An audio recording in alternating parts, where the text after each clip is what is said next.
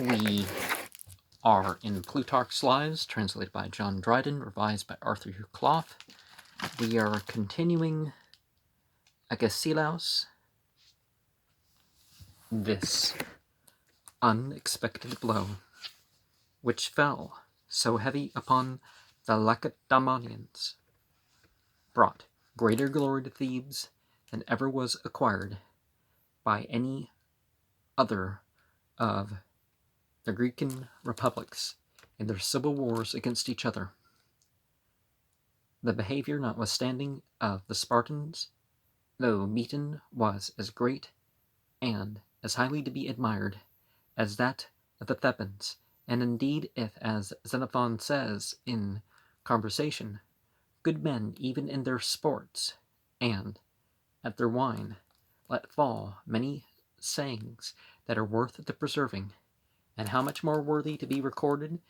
is an exemplary constancy of mind, as shown both in the words and in the acts of brave men when they are pressed by adverse fortune. It happened that the Spartans were celebrating a solemn feast, at which many strangers were present from other countries, and the town full of them. When this news of the overthrow came, it was the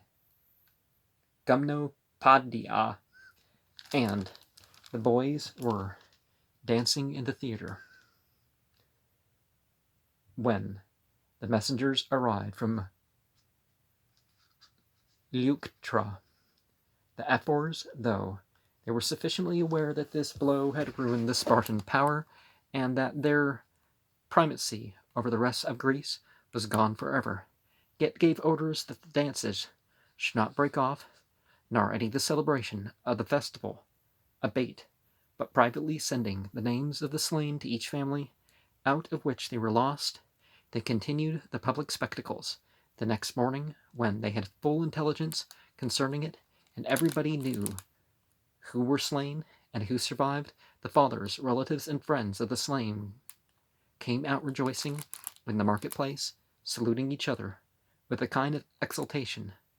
On the contrary, the fathers of the survivors hid themselves at home among the women. If necessity drove any of them abroad, they went very dejectedly, with downcast looks and sorrowful countenances. The women outdid the men in it, and those whose sons were slain openly rejoicing, cheerfully making visits to one another, and meeting triumphantly in the temples. They who expected their children home, being very silent and much troubled, but the people in general, when their allies now began to desert them, and Epaminondas, in all the confidence of victory, was expected with an invading army in Peloponnesus, began to think again of Agesilaus' lameness, and to entertain feelings of religious fear and despondency, as if their having rejected the sound-footed, and having chosen the halting king, which the oracle had especially warned them against, was the occasion of all their distresses. Yet the regard they had to the merit and reputation of Agesilaus so far stilled this murmuring of the people, that notwithstanding it, they entrusted themselves to him in this distress, as the only man that was fit to head the public malady, the arbiter of all their difficulties, whether relating the affairs of war or peace. One great one was then before them concerning the runaways, as their name is for them that had fled out of the battle, and who being many and powerful, it was feared that they might take some commotion in the republic to prevent the execution of the law upon them for their cowardice. Sometimes people flee the battle bravely because, well, they know there's risks involved, but they don't think it's the fight to fight, right? The law in that case was very severe, for they were not only to be debarred from all honors, they were not they were not only to be debarred from all honors, but also it was a disgrace to intermarry with them. Whoever met any of them in the streets might beat him if he chose, nor was it lawful for him to resist. They, in the meanwhile, were obliged to go about unwashed and meanly dressed, with their clothes patched with diverse colors, and to wear their beards half shaven, half unshaven, to execute so rigid a law as this, in a case where the offenders were so many of them of such distinction, and that in a time when the Commonwealth wanted soldiers so much, as then it did, was of dangerous consequence. Is it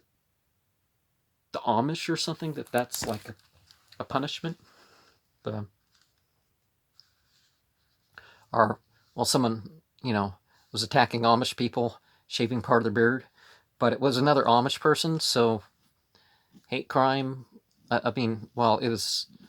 a mean thing to do, but, Therefore, they chose the Agesilaus as a sort of new lawgiver for the occasion, but he, without adding to or diminishing from, or any way changing the law, came out into the public assembly and said that the law should sleep for today. But from this day forth, abrogation and the citizens from infamy, and that he might alleviate the despondency and self-distrust of the young men, he made an inroad into Arcadia, where, carefully avoiding all fighting, he contented himself with spoiling the territory and taking a small town belonging to the Mantineans, the Mantineans, thus reviving the hearts of the people, letting them see that they were not everywhere unsuccessful. Now, I don't have great characters. I'm not sure if they didn't change the spelling from the Latin, and I'm not used to saying a lot of these terms, so bear with me here. Epaminondas now invaded Laconia with an army of 40,000, besides light-armed men and others that followed the camp only for plunder, so that in all they were at least 70,000. It was now 600 years since the Dorians had possessed Laconia, and in all that time the face of an enemy had not been seen within their territories. No man dared to invade them. But now they made their entrance, and burnt and plundered without resistance the hitherto untouched and sacred territory up to Eurotas, the very suburbs of Sparta, for Agesilaus would not permit them to encounter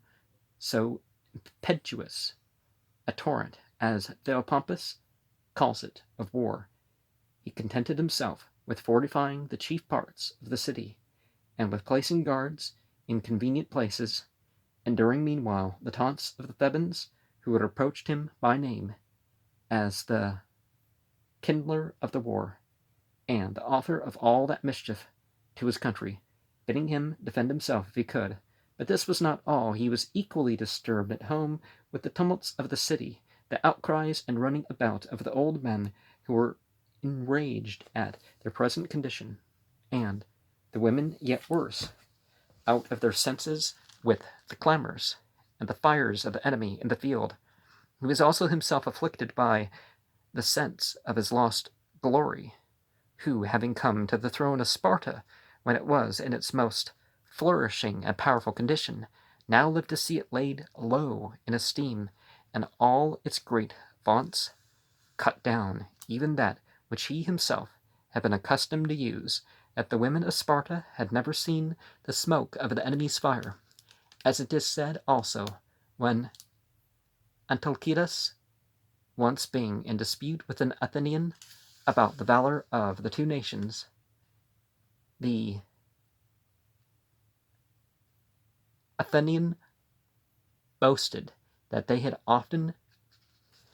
driven the Spartans from the river Cephissus. Yes, Antalcidas, but we never had occasion to drive you from Eurotas. and a common Spartan of less note being in company with an Argive, who was bragging how many Spartans laid buried in the fields of Argos. None of you are buried in the country of Laconia. Yet now the case was so altered that Anthalcidas, being one of the Ephors, out of fear sent away his children privately to the island of Cythera.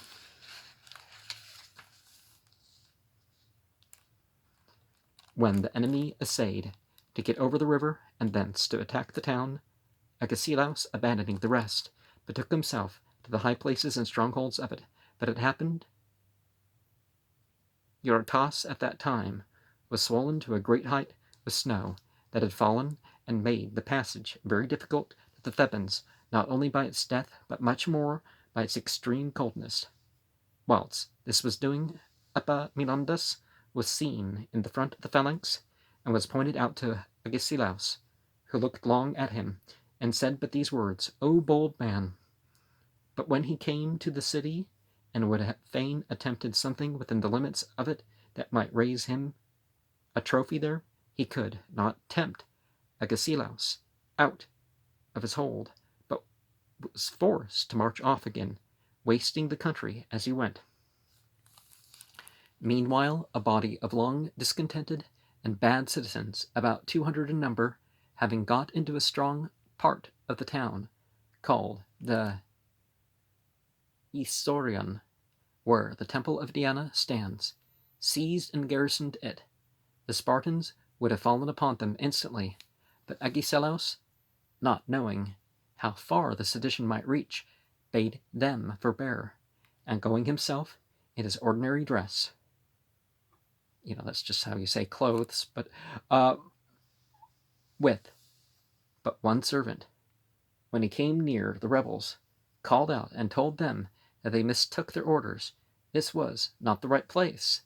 They were to go, one part of them thither, showing them another place in the city, and part to another, which he also showed. The conspirators, gladly hearing this, and thinking themselves unsuspected of treason, readily went off to the places which he showed them. Whereupon Agesilaus placed in their room a guard of his own, and of the conspirators he apprehended 15, and put them to death in the night. But after this, a much more dangerous conspiracy was discovered of Spartan citizens, who had privately met in each other's houses, plotting a revolution. These were men whom it was equally dangerous to prosecute publicly, according to law, and connive at. Agesilaus took counsel with the Ephors, and put these also to death privately without process, a thing never before known in case of any born Spartan. At this time also, many of the Helots and country people who were in the army ran away to the enemy, which was a matter of great consternation to the city. He therefore caused some officers of his every morning before day to search the quarters of the soldiers, and where any man was gone to hide his arms, that so the greatness of the number might not appear. My stock. Historians differ about the cause of the Thebans' departure from Sparta. Some say the winter forced them, as also that the Arcadian soldiers, disbanding, made it necessary for the rest to retire.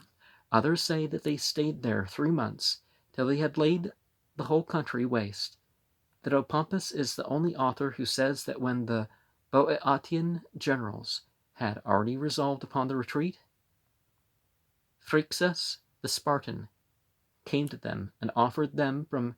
Agesilaus 10 talents to be gone, so hiring them to do what they were already doing of their own accord. How he alone should come to be aware of this I know not, only that in this all authors agree, that the saving of Sparta from ruin was wholly due to the wisdom of Agesilaus, who, in this extremity of affairs, quitted all his ambition and his haughtiness, and resolved to play a saving game. But all his wisdom and courage was not sufficient to recover the glory of it, and to raise it to its ancient greatness. For as we see in human bodies, long used to a very strict and too exquisitely regular diet, any single great disorder is usually fatal. So here one stroke overthrew the whole state's long prosperity. Nor can we be surprised at this. Lycurgus had formed a polity admirably designed for the peace, harmony, and virtuous life of the citizens, and their fall came from their assuming foreign dominion and arbitrary sway, things wholly desirable, in the judgment of Lycurgus, for a well-conducted and happy state. Agesilaus, being now in years, gave over all military employments, but his son Archidamus, having received help from Dionysius of Sicila, gave. Yeah, I know people typically say Sicily, but the C's are never pronounced as it's always as a K in Latin, and in Greek. So, well, that kind of looks like a C, right? But that's an S. But you know what I mean. Gave a great defeat to the Arcadians in the fight, known by the name of the Tearless Battle, in which there was a great slaughter of the enemy without the loss of one Spartan. Yet this victory, more than anything else, discovered the present weakness of Sparta. For heretofore, victory was esteemed so usual a thing with them that for their greatest successes they merely sacrificed a cock to the gods. A rooster to what they thought was a god or goddess. The soldiers never vaunted, nor did the citizens display any great joy at the news, even when the great victory described by Thucydides was obtained at Mantinea. The messenger that brought news had no other reward than a piece of meat, sent by the magistrates from the common table, but at the news of this Arcadian victory, they were not able to contain themselves. Agesilaus went out in procession with tears of joy in his eyes to meet and embrace his son, and all the magistrates and public officers attended him. The old men and the women marched out as far as the river Eurotas, lifting up their hands and thanking the entities that Sparta was now cleared again of the disgrace and indignity that had befallen her, and once more saw the light of day, since before, they tell us, the Spartan men, out of shame at their disasters, did not dare so much to look at their wives in the face. When Epaminondas restored Messene and recalled from all quarters the ancient citizens to inhabit it, they were not able to obstruct the design, being not in condition of appearing in the field against them, but it went greatly against Agesilaus in the minds of his countrymen, when they found so large a territory, equal to their own in compass, and for fertility, the richest of all Greek, which, because you do see it spelled with a K, which they had enjoyed so long, taking from them in his reign. Therefore it was that the king broke off treaty with the Thebans when they offered him peace, rather than set his hand to the passing away of that country, though it was already taken from him, which point of honor had like to have cost him dear, for not long after he was overreached by a stratagem, which had almost amounted to the loss of Sparta. For when the Mantineans again revolted from Thebes to Sparta, and Epaminondas understood that Agesilaus was come to their assistance with a powerful army, he privately in the night quitted his quarters of Tegea, and unknown to the Mantineans passing by, Agesilaus marched towards Sparta, insomuch that he failed very little of taking it empty and unarmed. Agesilaus had intelligence sent him by Euthanus and Thespian Thespian, as Callisthenes says, but Xenophon says by a Cretan, and immediately dispatched a horseman to Lacedaemon to apprise them of it, and to let them know that he was hastening to them. Shortly after his arrival, the Thebans crossed the Eurotas. They made an assault upon the town, and were received by Agesilaus with great courage, and with exertions beyond what was to be expected at his years, for he did not now fight with that caution and cunning which he formerly made use of, but put all upon a desperate push, which, though not his usual method, succeeded so well that he rescued the city out of the very hands of Epaminondas, and forced him to retire, and at the erection of a trophy was able, at the presence of their wives and children, to declare that the Lacedaemonians had nobly paid their debt to their country, and particularly his son Ricidamus, who had that day made himself illustrious, both by his courage and agility of body, rapidly passing about by the short lanes to every endangered point, and everywhere maintaining the town against the enemy with but few to help him. Isadas, however, the son of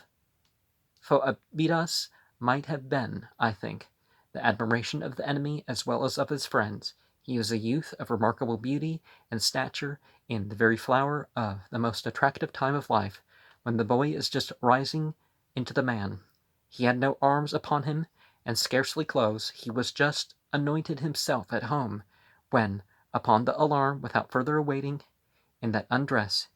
he snatched a spear in one hand and a sword in the other, and broke his way through the combatants to the enemies, striking at all he met. He received no wound, whether it were that special divine care rewarded his valor with an extraordinary protection, or whether his shape, being so large and beautiful, and his dress so unusual, well, it doesn't say he was naked and covered in oil, they thought him more than a man. The ephors gave him a garland, but soon as they had done so, they fined him 1,000 drachmas for going out to battle unarmed. Oh, he was carrying weapons, he just didn't have any clothes, so he was lacking armor. And maybe he was just too slippery and people couldn't catch him. Because it does help if you're going to stab someone that someone's got a hold of him, or you got a hold of him with the other hand or something. But I'm not saying go on. And honestly, naturally, men don't want to look at other naked men, you know. A few days after this, there was another battle fought near Mantinea, in which Epaminondas, having routed the van of the Lacedaemonians, was eager in the pursuit of them, when Anticrates, the Laconian, wounded him with a spear, says Dioscorides, but the Spartans to this day call the posterity of this Anticrates swordsman, because he wounded Epaminondas with a sword. They so dreaded Epaminondas when living that the slayer of him was embraced and admired by all. So they decreed honors and gifts to him, and an exemption from taxes to his posterity, a privilege enjoyed at this day by Callicrates, one of his descendants. Epaminondas being slain, there was a general peace again concluded, from which Agesilaus' party excluded the Messenians as men that had no city, and therefore would not let them swear to the league, to which, when the rest of the Greeks admitted them, the Lacedaemonians broke off,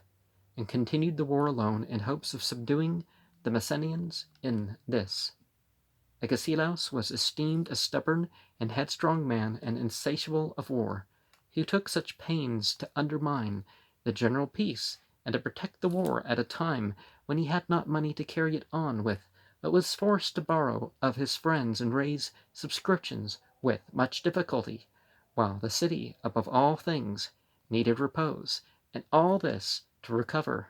the one poor town of Messene, after he had lost so great an empire, both by sea and land, as the Spartans were possessed of when he began to reign. But it added still more to his ill repute when he put himself into the service of Tachus the Egyptian. They thought it too unworthy of a man of his high station, who was then looked upon as the first commander in all Greece, who had filled all countries with his renown, to let himself out to hire a barbarian, an Egyptian rebel, for Tachus was no better, and to fight for pay, as captain only of a band of mercenaries. If, they said, at those years of 80 and odd, after his body had been worn out with age and enfeebled with wounds, he had resumed that noble undertaking, the liberation of the Greeks from Persia, it had been worthy of some reproof. To make an action honorable, it ought to be agreeable to age and other circumstances of the person, since it is circumstance and proper measure that gave an action its character, and make it either good or bad. But Agesilaus valued not other men's discourses. He thought no public employment dishonorable. The ignoblest thing in his esteem was for a man to sit idle and useless at home, waiting for his death to come and take him. The money, therefore, that he received from Tachus, he laid out in raising men, with whom, having filled his ships, he took also 30 Spartan counsellors with him, as formerly he had done in his Asiatic expedition, and set sail for Egypt. As soon as he arrived in Egypt, all the great officers of the kingdom came to pay their compliments to him at his landing. His reputation being so great had raised the expectation of the whole country, and crowds flocked in to see him. But when they found, instead of the splendid prince whom they looked for, a little old man of contemptible appearance, without ceremony, lying down upon the grass, in coarse and threadbare clothes, they fell into laughter and scorn of him, crying out that the old proverb was now made good, the mountain had brought forth a mouse, and they were yet more astonished at his stupidity, as they thought it, who, when presents were made him of all sorts of provisions, took only the meal, the calves, and the geese, but rejected the sweetmeats, the confections, and perfumes. Or perhaps that's the wisest thing. He took what he needed, right? But refusing some of the others is could be a bit rude, right? Maybe the first two are unhealthy, but when they urged him to the acceptance of them, took them and gave them to the Helots in his army. Yet he was taken, Theophrastus tells us, with the garlands they made of the papyrus, because of their simplicity, and when he had returned home, he demanded one of the kings, which he carried with him. When he joined with Tachus, he found his expectation of being general in chief disappointed. Tachus reserved that place for himself, making Agesilaus only captain of the mercenaries, and Chabrias the Athenian commander of the fleet. This was the first occasion of his discontent, but there followed others. He was compelled daily to submit to the insolence and vanity of this Egyptian, and was at length forced to attend him into Phoenicia, in a condition much below his character and dignity, which he bore and put up with for a time, till he had opportunity of showing his feelings. It was afforded him by Nectanebus, the cousin of Tachus, who commanded a large force under him, and shortly after deserted him, and was proclaimed king by the Egyptians. This man invited Agesilaus to join his party, and the like he did to Chabrias, offering great rewards to both. Tachos, suspecting it, immediately applied himself both to Agesilaus and Chabrias, with great humility, beseeching their countenance and his friendship, Chabrias consenting to it, and did what he could by persuasion and good words to keep Agesilaus with them. But he gave this short reply: "You, O Chabrias, came hither a volunteer, and may go and stay as you see cause, but I am the servant of Sparta, appointed to head the Egyptians, and therefore I cannot fight against those to whom I was sent as a friend, unless I am commanded to do so by my country." This being said, he dispatched messengers to Sparta, who were sufficiently supplied with matter for dispraise of Tachus and commendation of Nectanebus. The two Egyptians also sent their ambassadors to Lacedaemon, the one to claim continuance of the league already made, the other to make great offers for the breaking of it and making a new one. The Spartans, having heard both sides, gave in their public answer that they referred the whole matter to Agesilaus, but privately wrote to him to act as he should find it best for the profit of the Commonwealth. Upon receipt of his orders, he at once changed sides, carrying all the mercenaries with him to Nectanebus,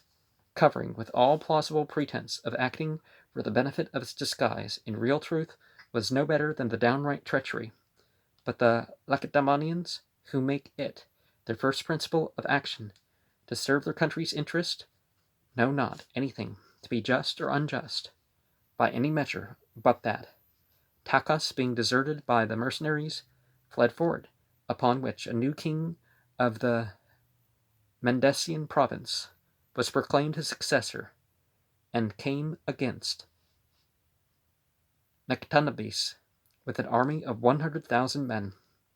Nectanebus, in his talk with Agesilaus, professed to despise them as newly raised men, who, though many in number, were of no skill in war,